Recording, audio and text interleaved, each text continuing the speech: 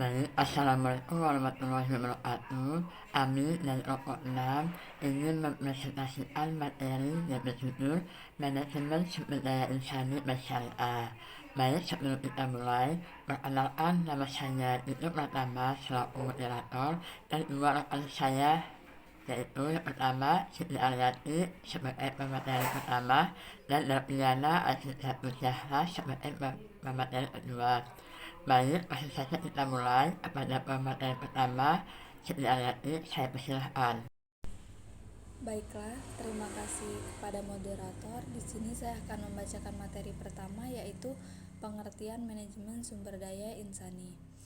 Manajemen sumber daya insani adalah kegiatan pengelolaan sumber daya insani yang ada di bank melalui kegiatan perancangan, analisis jabatan, perencanaan tenaga kerja, rekrutmen dan seleksi, pelatihan dan pengembangan, perencanaan karir, penilaian prestasi kerja, sampai dengan pemberian kompensasi yang transparan.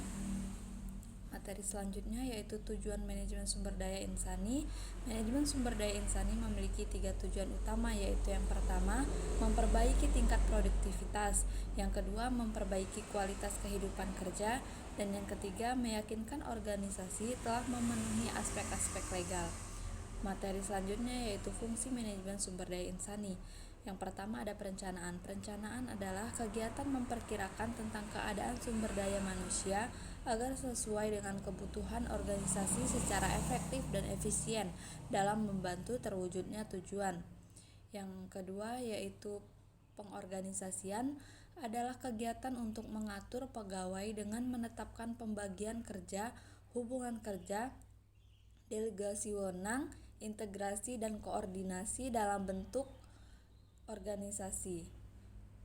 Yang ketiga yaitu pengarahan dan pengadaan. Pengarahan adalah kegiatan memberi petunjuk kepada pegawai agar mau bekerja sama dan bekerja efektif serta efisien dalam membantu tercapainya tujuan organisasi. Selanjutnya yaitu pengendalian. Pengendalian merupakan kegiatan mengendalikan pegawai agar menaati peraturan organisasi dan bekerja sesuai dengan rencana. Bila terdapat penyimpangan, diadakan tindakan perbaikan atau penyempurnaan. Selanjutnya yaitu pengembangan. Merupakan proses peningkatan keterampilan teknis, teoritis, konseptual, dan moral pegawai melalui pendidikan dan juga pelatihan. Selanjutnya kompensasi. Kompensasi merupakan pemberian balas jasa langsung berupa uang atau barang kepada pegawai sebagai imbalan jasa yang diberikan kepada organisasi. Selanjutnya yaitu pengintegrasian, merupakan kegiatan untuk mempersatukan kepentingan organisasi dan kebutuhan pegawai agar tercipta kerjasama yang serasi dan saling menguntungkan. Selanjutnya yaitu pemeliharaan. Pemeliharaan merupakan kegiatan meningkatkan kondisi fisik, mental, dan loyalitas agar mereka tetap mau bekerja sama sampai pensiun. Selanjutnya yaitu kedisiplinan, merupakan salah satu fungsi manajemen sumber daya insani yang penting dan merupakan kunci terwujudnya tujuan organisasi, karena tanpa adanya kedisiplinan maka sulit mewujudkan tujuan yang maksimal. Selanjutnya yaitu pemberhentian, merupakan putusnya hubungan kerja seorang pegawai dari suatu organisasi. Pemberhentian ini disebabkan oleh keinginan pegawai, keinginan organisasi, berakhirnya kontrak kerja, pensiun, atau sebab lainnya. Materi selanjutnya yaitu analisis jabatan. Yang pertama job description. Deskripsi suatu pekerjaan yang memberikan uraian suatu pekerjaan secara lengkap, yaitu meliputi seperti nama jabatan, departemen, lokasi, fungsi, dan tugas-tugas, tanggung jawab, wewenang, dan juga kondisi kerja. Selanjutnya yang kedua ada job specification, spesifikasi pekerjaan atau profil suatu pekerjaan yang memuat informasi-informasi yang meliputi tentang nama jabatan, departemen, lokasi, pekerjaan, persyaratan pekerjaan, contohnya seperti pendidikan, pengalaman kerja, persyaratan fisik, persyaratan mental, kondisi dan juga mental. Selanjutnya job performance standar memuat tentang target pelaksanaan pekerjaan dan juga kriteria keberhasilan kerja. Materi selanjutnya yaitu perencanaan tenaga kerja.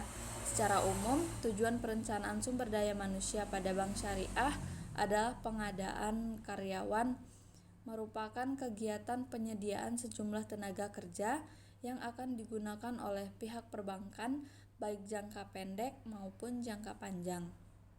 Selanjutnya penarikan karyawan, yaitu kegiatan untuk memperoleh sejumlah tenaga kerja melalui berbagai sumber tenaga kerja yang tersedia. Selanjutnya yaitu memperbaiki sumber daya insani, yang bertujuan untuk meningkatkan kualitas sumber daya manusia yang ada dalam bank melalui kegiatan pelatihan dan pengembangan, atau juga melalui transfer serta promosi karyawan. Materi selanjutnya yaitu rekrutmen dan seleksi. Kegiatan rekrutmen merupakan kelanjutan dari perencanaan tenaga kerja tadi. Kebutuhan tenaga kerja yang sudah direncanakan, baik dari segi jumlah maupun kualifikasi yang diinginkan, akan diperoleh melalui rekrutmen sumber daya insani. Hasil rekrutmen ini akan memperoleh sejumlah tenaga kerja yang melamar ke bank. Setelah memperoleh sejumlah tenaga kerja, langkah selanjutnya adalah menyeleksi setiap lamaran yang masuk sesuai dengan persyaratan yang ditetapkan. Baik, itu saja materi dari saya. Terima kasih, saya kembalikan ke moderator. Baik, terima kasih kepada Siti Aryati. Selanjutnya kepada pemateri kedua dan Diana Aziza Zahra, saya persilahkan. Terima kasih moderator. Di sini saya akan melanjutkan materi selanjutnya, yaitu tentang pelatihan dan pengembangan pelatihan. Ditunjukkan untuk membiasakan calon karyawan dalam bekerja.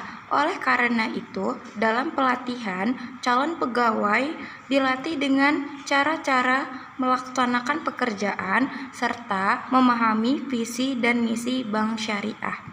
Saya akan melanjutkan materi selanjutnya, yaitu tentang perencanaan karir. Perencanaan karir harus dilakukan mulai dari jenjang karir yang paling rendah sampai yang paling tinggi. Kemudian, penilaian prestasi kerja. 1. Memperbaiki kualitas pekerjaan. 2. Penempatan dengan prestasi pekerjaan. 3. Perencanaan dan pengembangan karir dari prestasi kerja. 4. Penyesuaian kompensasi. 5. Kesempatan kerja yang adil. Pemberian kompensasi. Kompensasi dibagi menjadi 2, yaitu kompensasi finansial dan kompensasi non-finansial. Selanjutnya, integrasi dan pemeliharaan. Integrasi merupakan fungsi operatif dari manajemen sumber daya manusia yang berkaitan dengan penyesuaian keinginan karyawan dengan organisasi. Pemutusan hubungan kerja. 1. Memasuki usia pensiun. 2. Permintaan pengunduran diri. 3. Permintaan pengunduran diri diberhentikan karena mengalami kecacatan. 5. Adanya program rasional. Baik, terima kasih. Saya kembalikan ke moderator. Baik, terima kasih kepada pemateri yang sudah memaparkan materinya. Baik, itu sajalah materi dari kelompok kami yang bisa kami sampaikan. Kurang lebihnya kami mohon maaf, kepada Allah kami mohon ampun. Kami akhiri, wassalamualaikum warahmatullahi wabarakatuh.